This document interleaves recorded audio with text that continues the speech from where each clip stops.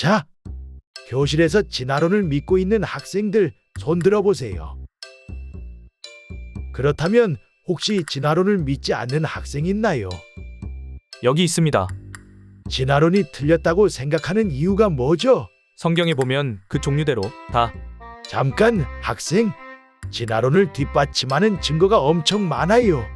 학교에서 진화론 가르치는 것도 다 이유가 있죠. DNA 분석, 여러 과학적 연구들, 탄소 14연대 측정법 같은 게 다 진화론을 증명해주고 있습니다.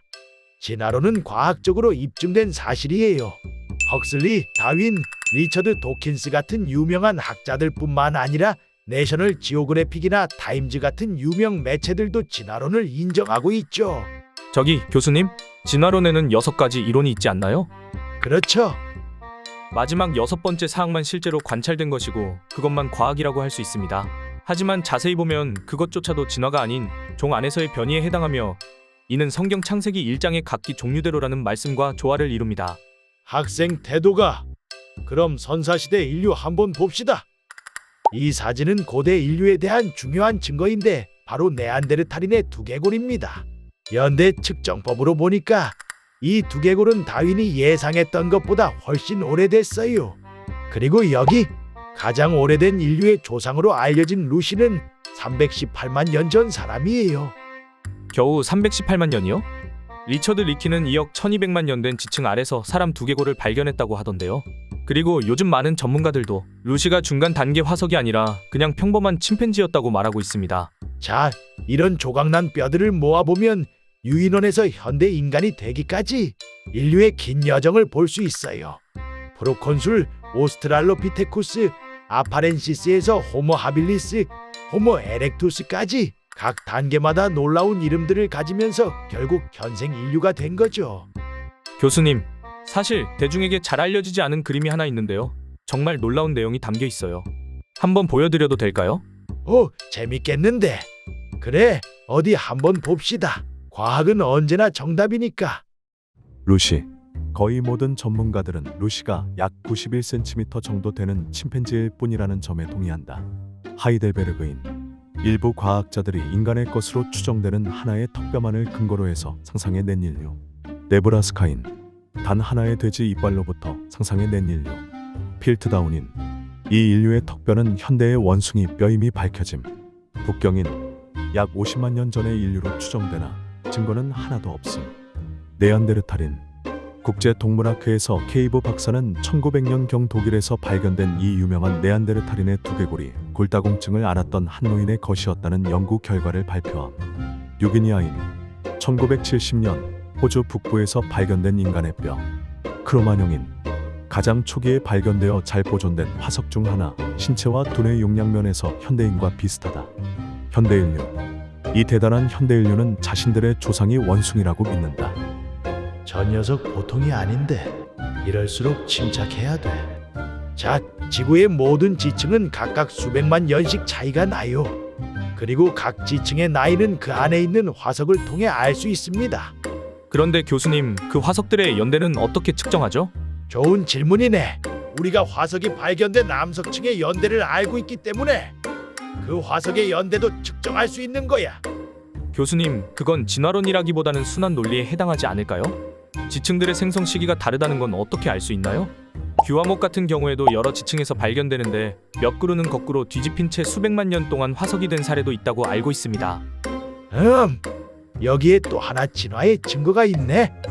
인간의 폐하에는 아가미처럼 보이는 구멍이 있지. 이건 우리가 수백만 년에 걸쳐 어류에서 진화해 온 증거야. 교수님, 제가 알기로는 그 그림은 어니스트 헤켈 박사가 1869년에 그린 건데 1874년에 잘못되었다고 밝혀진 것으로 알고 있습니다. 그건 아가미가 아니라 단순한 피부 주름이었고요. 그리고 그 주름들은 나중에 귀의 연골이나 목의 분비선으로 발달한다고 합니다.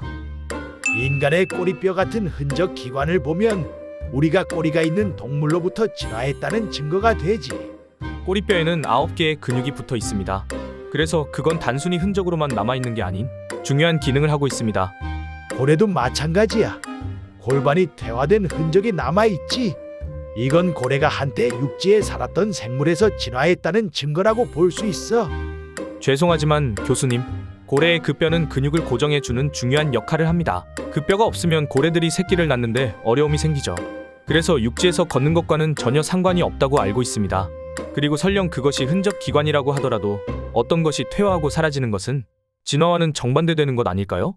교수님, 원자를 결합하는 힘을 뭐라고 하나요? 글로온이지. 드디어 걸려들었군. 틀렸습니다, 교수님. 글로온은 단지 상상의 물질일 뿐이에요. 실제로 아무도 그것을 본 적도 증명한 적도 없죠.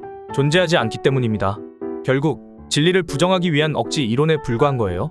우리는 원자의 전자가 핵 주변을 수백만 분의 1초에 수십억 번 돈다는 걸 알고 있습니다. 또 원자의 핵은 중성자와 양성자라는 미립자로 구성되어 있다는 것도 알고 있고요.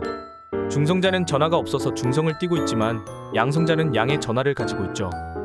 전기의 법칙 중에 같은 전하끼리는 서로 밀어낸다는 게 있잖아요. 그렇다면 핵 속의 양성자들은 모두 양의 전하를 가지고 있으니까 서로 밀어내야 하는 게 맞지 않나요? 결국 공중분해되는 게 이치에 맞을 텐데, 그럼에도 원자의 핵이 굳건히 결합되어 있는 건 자연의 법칙을 넘어선 신비한 힘이 작용하고 있는 겁니다. 이 강력한 힘은 원자의 안정성과 우주의 균형을 유지하고 있는데, 만약 이 응집 에너지가 무너진다면 원자 폭탄 하나만으로도 수천 통의 TNT에 해당하는 파괴력을 가지게 되죠. 그렇게 되면 우주는 유지되지 못하고 사라질 겁니다. 전자 현미경으로 겨우 관찰할 수 있는 작은 원자에 이렇게 신비가 감추어져 있다는 건 그 안에 창조주의 지적 설계와 권능이 들어있다는 걸 알 수 있습니다. 글로온이 정답이 아니라면 무엇이 정답일까요? 모르겠네. 교수님, 제가 성경 구절을 인용해도 될까요? 그럽시다. 창조주이신 예수 그리스도께서 말씀하십니다. 모든 것보다 먼저 계시고 모든 것은 그분으로 말미암아 존재하느니라. 또한 이렇게도 말씀하셨습니다. 모든 것이 그분에 의해 만들어졌으니 만들어진 것 중에 그분 없이 만들어진 것은 하나도 없었더라. 그러면 지금 예수가 창조주라고 말하고 있는 건가? 네, 맞습니다. 요한복음 1장 10절에는 그분께서 세상에 계셨으며 세상이 그분에 의해 만들어졌으되 세상이 그분을 알지 못하였고 라고 되어 있습니다. 어쩌면 내가 그동안 믿고 살았던 진화론이 거짓일 수도 있겠군. 만약 하나님이 인간의 모습으로 나타나신 분이 예수님이라면 그럼 인간이 창조주를 죽인 셈이 되는 거야? 맞아. 그럼 엄청난 죄악이네? 그런데 예수님께서 우리 모든 죄를 제거하기 위해 이 땅에 오셨고 십자가에서 피 흘려 죽으심으로 그 모든 죄를 해결해 주셨어. 덕분에 우리는 영원한 생명을 얻을 수 있게 된 거야. 하나님께서 세상을 이처럼 사랑하사 자신의 독생자를 주셨으니 이것은 누구든지 그를 믿는 자는 멸망하지 않고 영존하는 생명을 얻게 하려 하심이라. 요한복음 3장 16절. 그러면 이 사실을 믿지 않고 죽으면 어떻게 되는 거야? 그러면 너는 너의 죄 속에서 죽게 되고 지옥에서 영원히 고통받게 될 거야. 천국에 가려면 어떻게 해야 해? 하나님께 회개하고 예수 그리스도께서 너의 죄 때문에 피 흘려 돌아가셨다는 사실을 인정하고 그분을 너의 구원자로 받아들이면 천국에 가게 될 거야.